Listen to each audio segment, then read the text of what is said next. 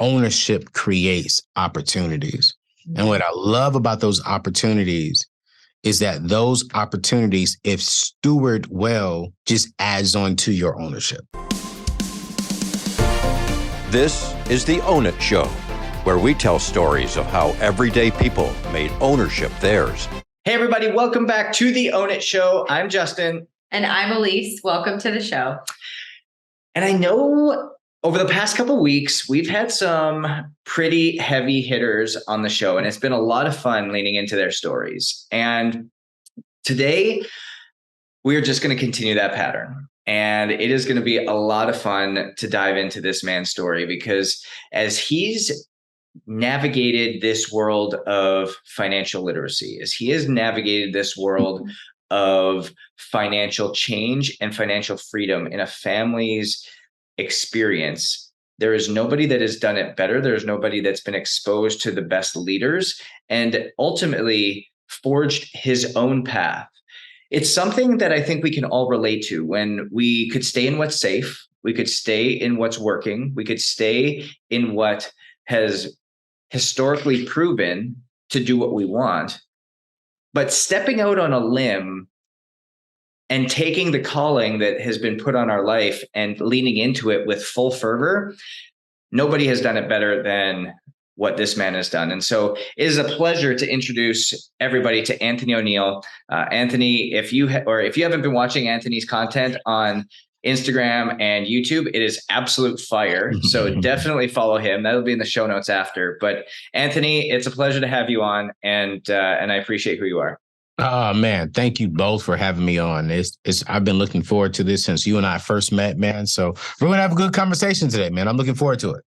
Anthony, I'd love just you to give a little bit of the background of your story, because we know that you were working with Dave Ramsey for a long time, and not just working with him, but literally his right-hand man, leading that movement and that motion, and in some ways that ministry that he has. And I'd love to hear your story and your journey making that way through.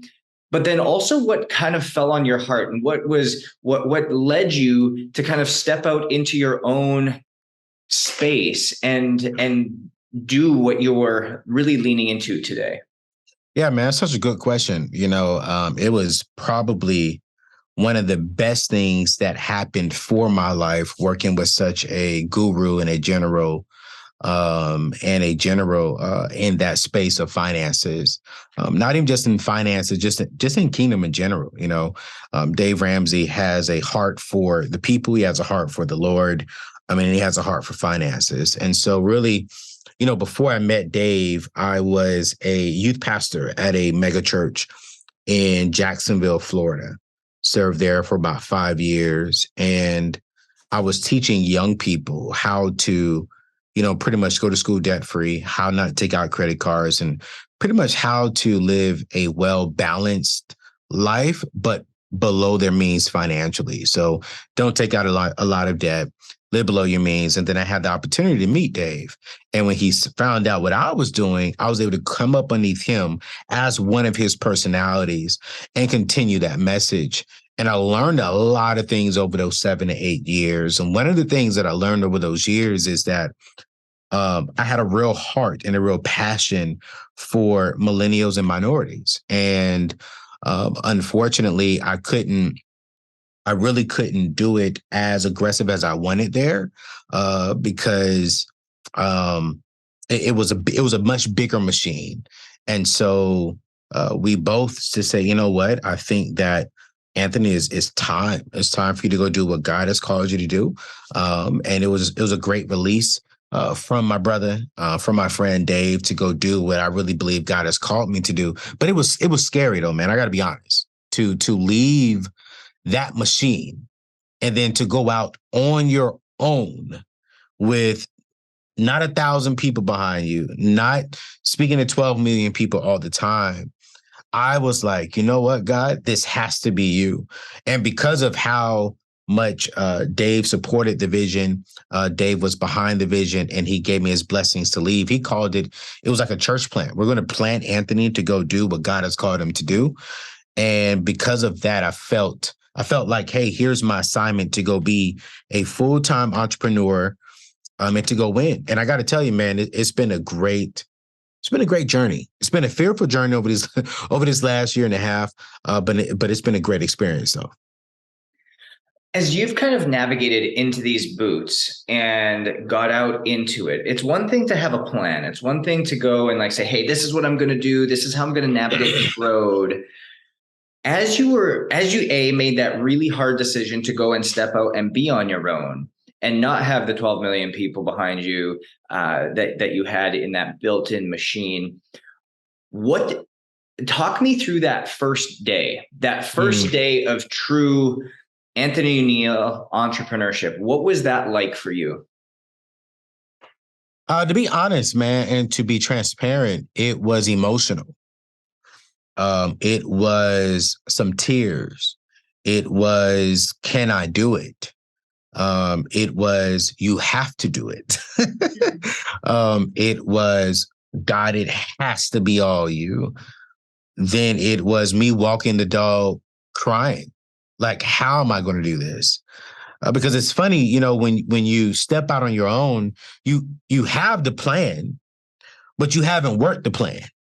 And the problem is, do you know how to work the plan? And so when the very first day, man, I didn't work at all. I literally called one of my friends, Dr. Darius Daniels, and you've had opportunity to meet him as well, and say, hey, how do I do this? How do I, as a young man who is kingdom focused, but now entrepreneur driven, where do I go? And thankfully, I was surrounded by great men like Darius. And I won't name anyone else because I want to be respectful with their information. But I was surrounded by great men and great ladies who have been doing this for like 5 to 10 years. And so like the very first day to the very first week, I didn't work at all. I literally was on every phone call, every Zoom call. I even flew out to Dallas to sit down with some people to just pour into me, to just learn, to just listen, to just take notes, and to just process everything that's going on. Now, week 2, it was all game on. Yeah. Because I had all the knowledge, I had all the wisdom, I had all the information. Now I was like, all right, cool. Now you got to go put it to work. And week 2, I just went to running. But I'll never forget day 1. I didn't even get out the bed until like 1 o'clock that afternoon. Mm. And my dog was sitting there looking at me like, what's wrong with you? Because I was emotional, man. I was like, wow, it's really all on me now. And I've never in my life been in that place to where it was all solely on me. But fast forward, almost 2 years later, I wouldn't change this spot for the world. First off, Anthony, thank you for sharing that with us and for the vulnerability, because that's what makes these episodes really, really powerful, is when our listeners do get to know the real you. Yeah.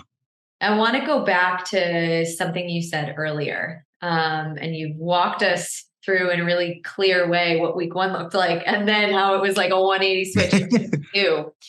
But you said something earlier that the last year and a half, 2 years has brought up a lot of fear in you, right? Like this, even though you received your assignment, you know what your calling is. Week 1, you're processing everything. You're figuring out what your plan is. Week 2, you're executing. It doesn't mean you walk into week 2 and it's all uphill from there. No. Unfortunately, life doesn't work that way, right? Right. So because a lot of our listeners are entrepreneurs and go through these highs and lows, talk us through what some of those have been for you in the last 2 years. And not only what the tangible difficulties are, but how do you get through them? And if I'm gonna be honest, I think one of the interesting parts for me, and y'all guide me wherever you want me to go, because I don't know your audience, but I'm a single entrepreneur. I don't have a beautiful wife like my brother here to come home to when things are going down. And, I said the other half, he was like, no, this is the better half. I don't have a better The half. best half. There you go, the best half. You know what I'm saying? And I'm like, for me, man, as a single entrepreneur, that impacted my dating life. That impacted and slowed down me actually pursuing ladies, because I was like, yo, I don't know what this next year is about to look like. And I don't want to bring you into something that may just flatline and just stay flat for a while. And so I had to really focus. And, sis, on those days, man, there were some days I just wanted some feminine energy around me. But I was like, I know if I started dating, I wasn't in a position to emotionally give her what she needed, because I was so focused on building, because I knew that if I don't get up and work, if I don't get up and build, then I'm not going to eat. And I got to eat. And I have a certain way I like to eat. So I really got to eat. So I really got to work. And so, for me to get through that, man, I got really heavy ingrained with my church. I got really heavy ingrained with the community of people that really held me accountable to my vision and to my goals. And that's the next thing is, you're right. I started off not going up. I started off just kind of like waves a little bit. Like nothing really shot up, but nothing never dropped tremendously. Like I was like, all right, cool. I'm getting a little bit. All right, a little low, a little high, a little low, then a little high. And one of my mentors sat down with me and he said, hey, the reason why you haven't had that success where you jump up, he said, because you haven't really sat down and wrote out the clear vision for Anthony. You've always had the vision for Anthony with, this church or with this corporation or with this business. But now you are the business. So there needs to be a clear vision for you and this business. So you need to spend some time to write that vision. So I went through this whole vision work day. And on this day, man, he was asking me so many questions. And I'm going to tell you, the next day, my business didn't shoot up. The next week, my business didn't shoot up. But I felt my energy and I felt the environment around me just shoot up, because now there was clarity. And I'll never forget, about a month after I wrote that vision, man, I mean, partnerships was coming in, brand deals were coming in, income was starting to come in, income I've never seen in 1 month. But then 3 months later, it shot down. What kept me going was my vision that was attached to my why, and the community that I facilitated that held me to my why and to my vision. Mm-hmm. And that's one thing I recommend to all entrepreneurs is, one, get you a clear vision, get you a clear why, get you a why that is so deep that it makes you cry. Because I really do believe that if your why doesn't make you cry, then the price of commitment to become truly successful will make you cry. And for me, my vision makes me cry. Me getting married and being able to travel the world. Whenever I want to travel the world with my wife, I get emotional about that. Me being able to get up and take my kids to school and be a soccer dad and take them to Israel to learn about Jesus and to learn about math in Israel makes me cry, gets me excited, because I'm like, wow, this is great. And that vision keeps me going when I do not feel like going, because if I quit, then that means the vision doesn't come to pass. Mm-hmm. And so the vision and the why gets me going. My community kept me going. And here's the thing too. Watch this. Ooh, this is so good. But y'all asked some good questions. I like this. Even when everything is going, I remember I had my best month. I've had 2 amazing months this year that just blew my mind, right? I was like, what in the world? But even on those months, my vision, I didn't get comfortable. My vision expanded. When I saw what we could do, I said, oh, wait a minute. Like, I didn't be like, oh, this is good, great. Ooh, I can relax a little bit. I said, oh, no. This is getting me closer to the vision. I need more months like this. So that way, when I do have a low month, my low month is an average month 2 years ago. Mm-hmm. And my vision was, I keep going, actually expand it now, actually go deeper now and go from there. So I would definitely say for entrepreneurs, get you a community, get you a solid why, get you a solid vision. When you hit those lows, man, you're going to be able to keep going. But when you hit your highs, you're going to even want to shoot higher. So that way now your lows become not really lows, but just average days, average months. Your words are such gold, but the passion and the energy and the excitement behind it just makes it so much better. Quick question. Would you be willing to share with us what your why is? Yeah, my why is very simple, right? I grew up in a very hardworking family, a hardworking family. I have 4 parents, so 2 biological parents and 2 step parents. And both my fathers served in the military, one in the Army, one in the Marines. My stepmother, my other mother doesn't work, and my biological mom is the breadwinner of the family, actually. And she's been serving her same position for like the last 20 years. So I ought to say that my mom and my other father never had a wedding. They got married, but never had a wedding. My mom didn't get a ring until like 5 years after getting married. They never been out of the country. We never did family vacations. As soon as I turned 14, I'm thinking we can go on spring break vacations or family vacations. No, I had to go get a job. I had to go get a work permit to go get a job to help pay for some things around the house and some of the things that I needed for school. I remember walking around school and I had to push my socks back into my shoes and ask my teacher for black duct tape so I can get through the day so the water won't get into my shoes. We didn't really have. I've never been to Disney World. I've never been to Disneyland. We only did things with my church. If the church was doing good, but we didn't have family vacations. And my why is simple. I want to provide a different life for my wife and for my kids that I didn't have. My wife will have a ring, a beautiful ring. My wife will have a paid for wedding. My wife and I will go on a honeymoon and have a honeymoon every single month. My desire is that every month for the first year we get married, that we go on a honeymoon at least one weekend inside the United States. And every quarter for the first year, we go out of the country. We're creating a whole atmosphere again. And when we do have kids, I want to be just as active in my kids' life as much as their mother is.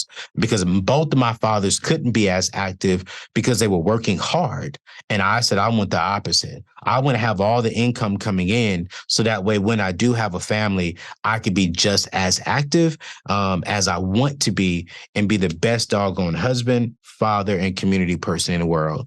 And that's my why. It's beautiful. It's so aspirational and inspirational at the same time. And I think the uniqueness to that is that it's achievable. Anything that we set our mind to, any vision that we put forth, it's not only possible, it's probable. Yeah. And it's the fact that we've taken the time and the moment to create vision, to bring it to fruition, to put it to the forefront of our mind so that can ultimately be what starts forging all of the decisions and the action items that we put into play. There's this analogy that I want to bring forward here, and we talk to about why we need to be connected to the vision.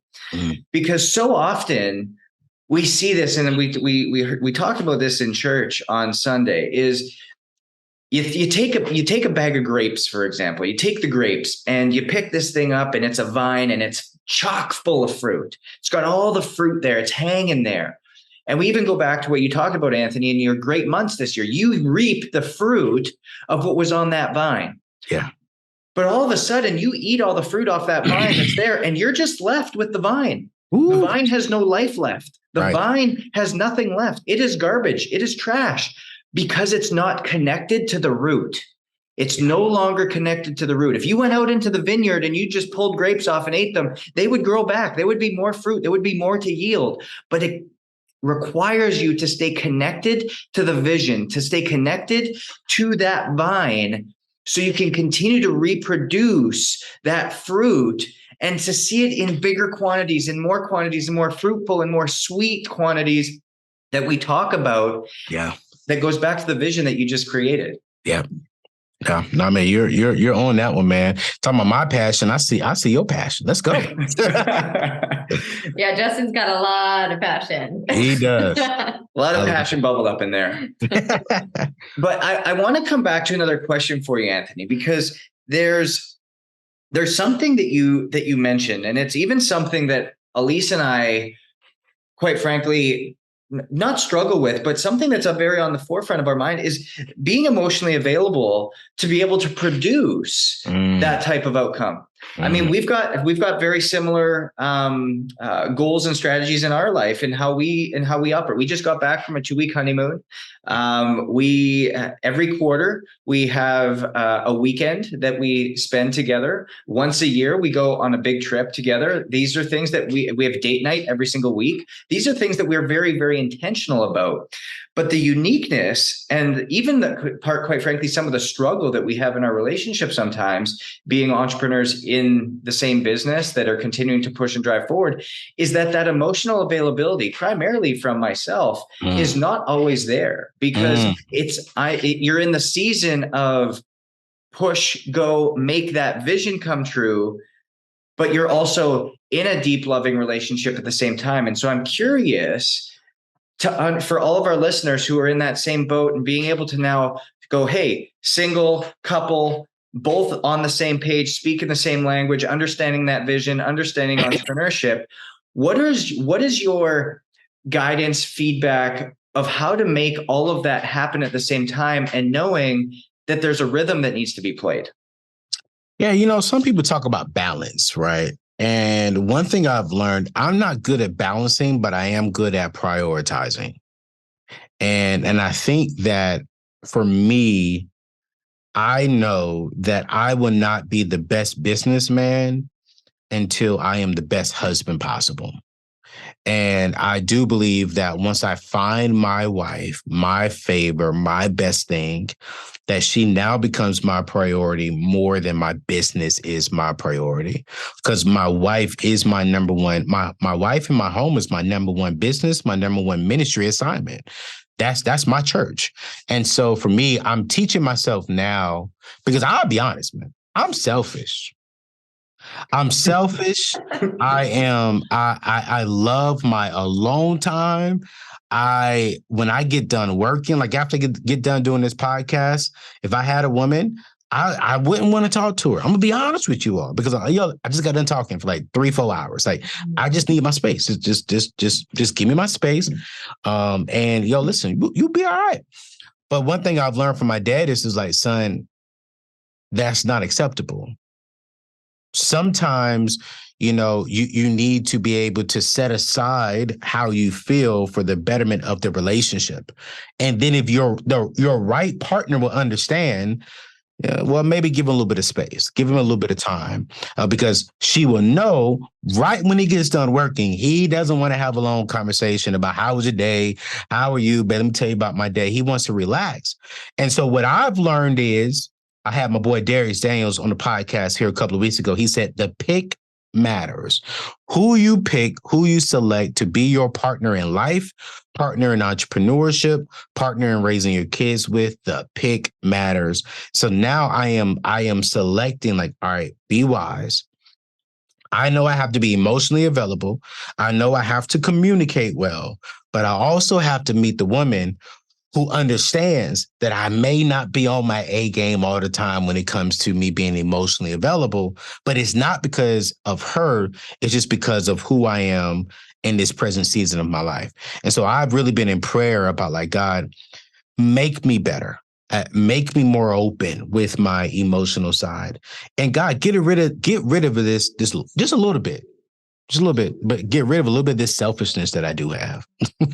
So y'all be praying for me on that part, because you got that. I'm still working on that and still praying on it.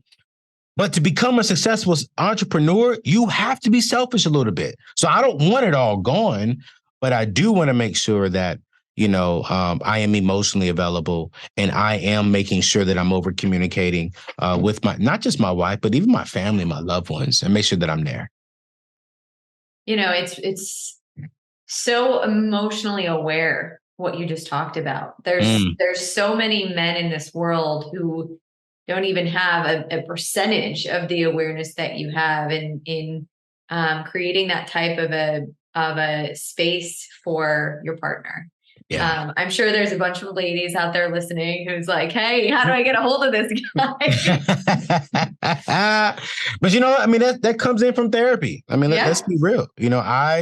I am a kingdom man, but I'm also a therapy man. You know, Yeah. I firmly believe in going to therapy. And I remember the last young lady I dated, it didn't go the way that I thought that it could.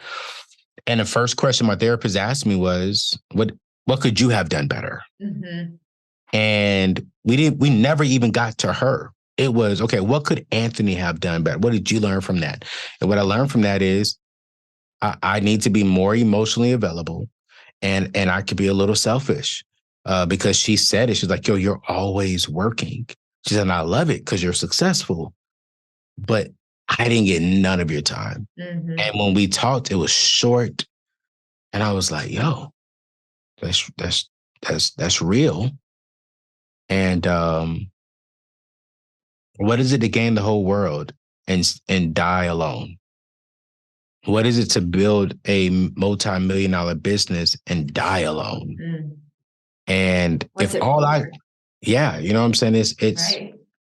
like, what am I doing? And I said, if all I gotta do is just check me and fix these two things, God and therapy and accountability partners, we're fixing it. Yeah, it is so true. And for somebody who myself is a huge therapy fan, I've been in therapy for almost 15 years myself. Wow. It's changed my life. But there's something that you said that's really interesting. I was talking to a woman who had been in a marriage and still was in a marriage at that point for 30 years. And I said, how did you create such a successful marriage to the point where you guys are still in love, right? There's a Wow. lot of couples out there who are Mhm. married because it's just what you do, right? And it becomes a thing that you fall out of love, but you wake up, you make a conscious choice every day, and it's just this thing we're meant to do, this thing we're meant to carry on our backs, right? But she was still in a loving relationship, and she said, I asked her, her answer was, I kept my side of the fence clean. So when she went into those therapy sessions, she wasn't focused on what her husband was doing. She was focused on how she could better herself. And her husband had a commitment to the same thing on his side. I just wrote that down. Keep your side of the fence clean. Good God. Yeah. Wow. I mean, I think too, you know, I was looking at my mom and my dad and I asked my dad that similar question. Said, man, how has it been? You know, you've been married for 35 years. You haven't cheated. I've never really heard you all argue. I mean, I've seen you all get a little annoyed with each other, but I didn't see no arguments. And y'all still love each other. Like they call each other. My dad could be with me. My mama gonna call him like every hour on the hour. I'm like, Mom, you just talked to him an hour ago. We out here golfing. And I remember that one time I was on the golf course and my dad said, man, how is it? How is it you kept mom's attention this long? How's that she keeps your attention? Because, you know, this is a grown folks show. Y'all married, they're married. I mean, my mom and dad still have a great intimacy life. I'm like, how in y'all 60s do y'all love each other like that? And you running home to make love to your wife at 60? Like, what's going on? He said, you know what, son? I just focused on loving my wife and I never forced her to love me. I said, wait, what? He said, because if I love my wife will love me. Mm-hmm. I made sure that I did everything I had to do as a man and as a kingdom man and as a provider. And because of that, my wife then wanted to do everything she needed from me. And he was like, and then when you get married, we'll talk about the other stuff. But you know what? Speaking as a woman, I think that's secretly what every single woman wants deep down. Wow. Truly. You know, yeah. It's amazing how there's probably a lot of listeners out there right now that are going, man, this is hitting, this is sticking. I love this. This is good. Because it's so easy as an entrepreneur to just let things slide, to start to, because you're like, I know what my priorities are. I'm working at it. I'm trying to keep everything in check. But if we don't have checks and balances, if we don't have a moment to go back and really reflect, if we don't have a moment to really go back and say, hey, am I really prioritizing this? Is there somebody that can be a mirror for me and start to allow me to see where my shortcomings are. And we're not asking for perfection. We're asking for continual alignment. We're asking for continual understanding, because it's easy to win the money game, but lose the life game. Ooh. And we're not rocking that, and we're not living in that. We end up actually losing the game that we want to be playing in the first place. Yeah. And so I want to bring us back to something you were talking about before, where you leaned into a bit, because I've had this conversation. I literally just got off a phone call with somebody who is, they're, for lack of a better term, they're a performer. They're on a podcast. They're speaking to people all over. They're on every stage you could ever imagine. They're a very public figure, and they're actually going to be absent for the next 2 weeks, going and dealing with a lot of the things that are going on with a mental health side.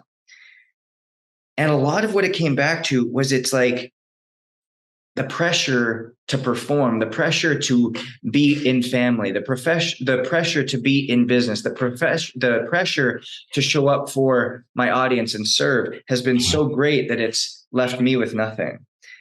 And so with you being so close to that shift from being with Dave Ramsey and now going and being for Anthony O'Neill, and feeling that pressure, how have you been able to deal with that pressure and be able to then facilitate it to be extremely successful?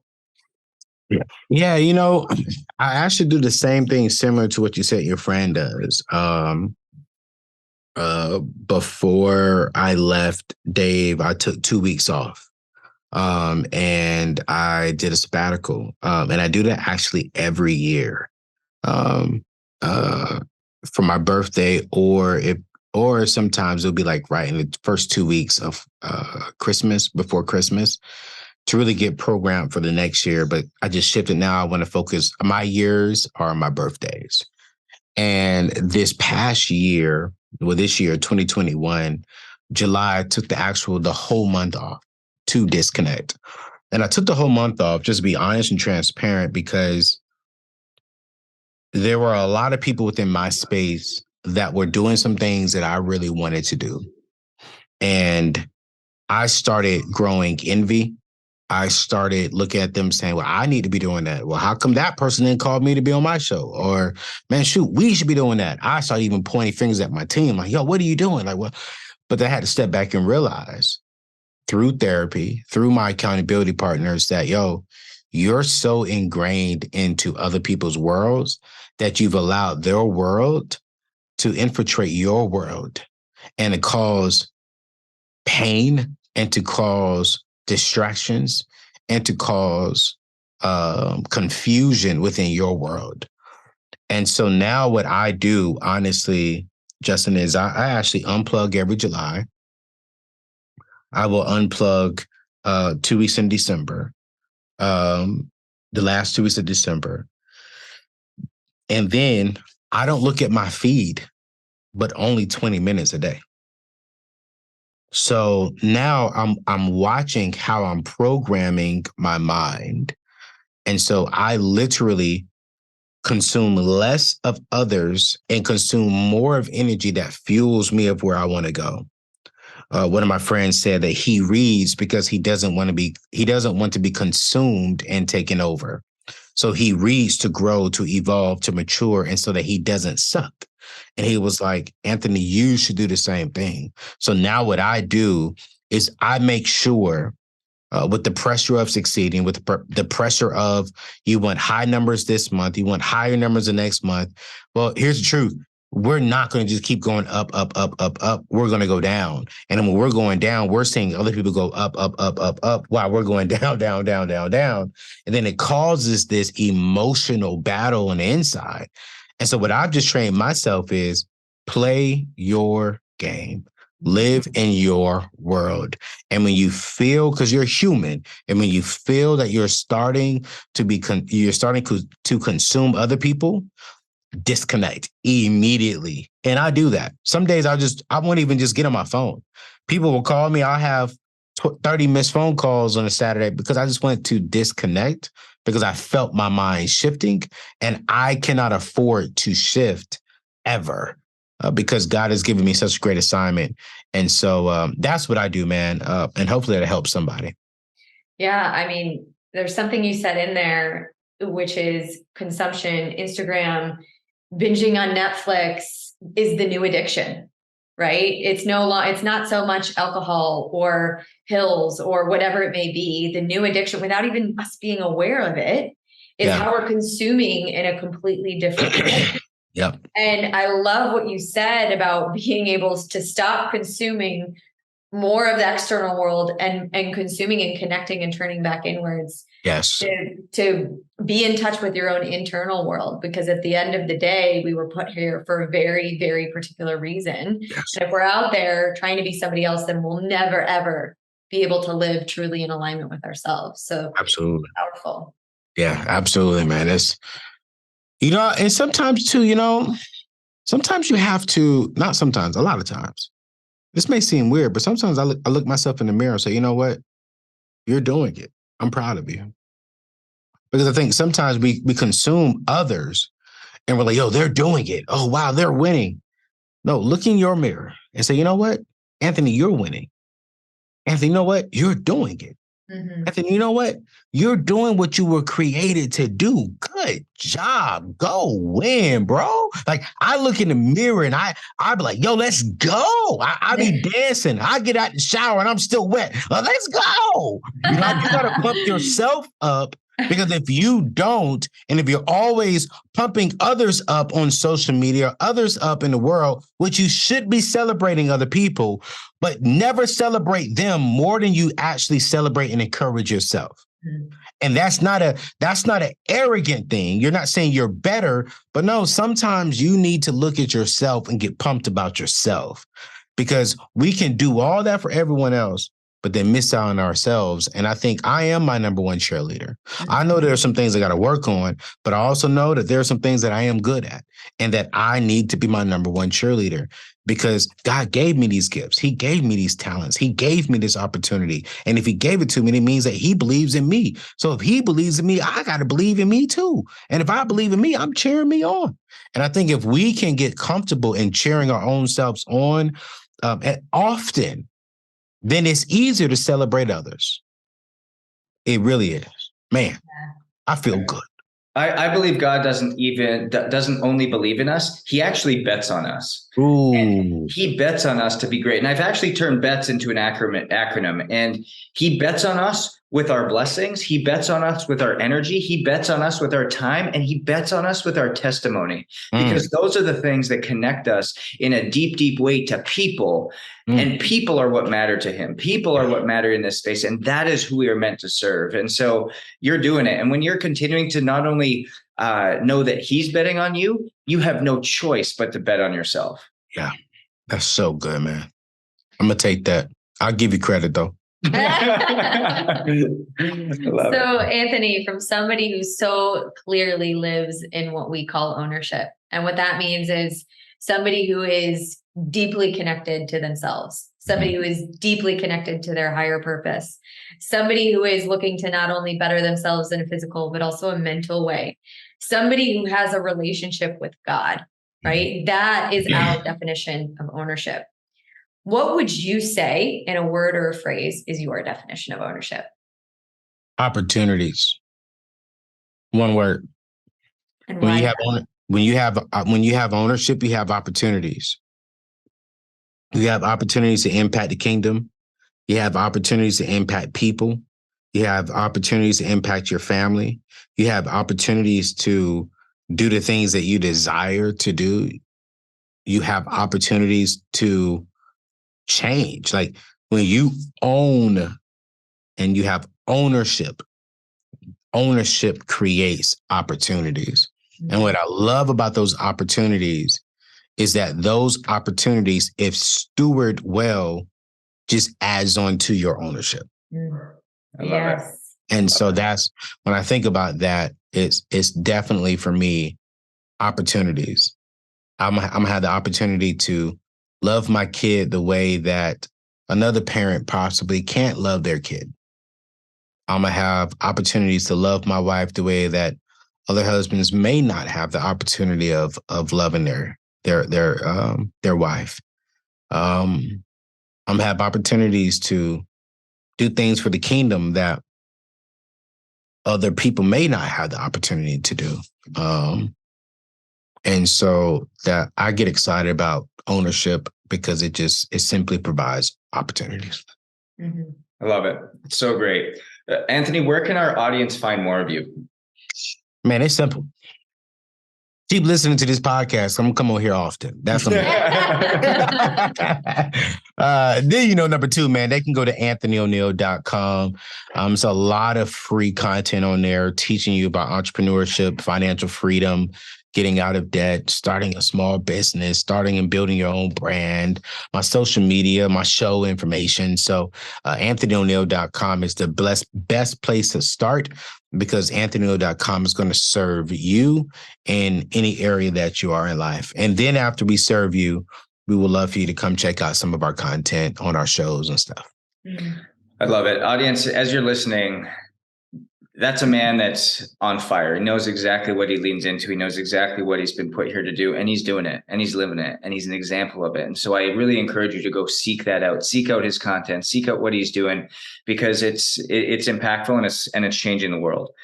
And as you leave here, I want to come back to you, and I want you to think about, what game are you playing? Are you playing your game? Are you playing someone else's? Are you owning your game? Or are you owning someone, or is somebody else's game owning you? And I want you to own your different, because as Anthony said, your pick matters. Your pick matters in who you do life with. Your pick matters who you do business with. Your pick matters in where you lean into. And everything that we do, every pick that we choose and every pick that we lean into determines what fruit we are going to start to be able to bear, determines what fruit we are going to start to produce. And as we start to lean into that, are you looking at your fruit, or are you looking at somebody else's? Because that will determine whether your fruit is rooted or whether your fruit is rotting. And as we continue to go forward, as we continue to win this, we want to win that. We don't want to just win the money game. We want to win the life game. And we know that success is different. So own your different, and we'll see you guys next week.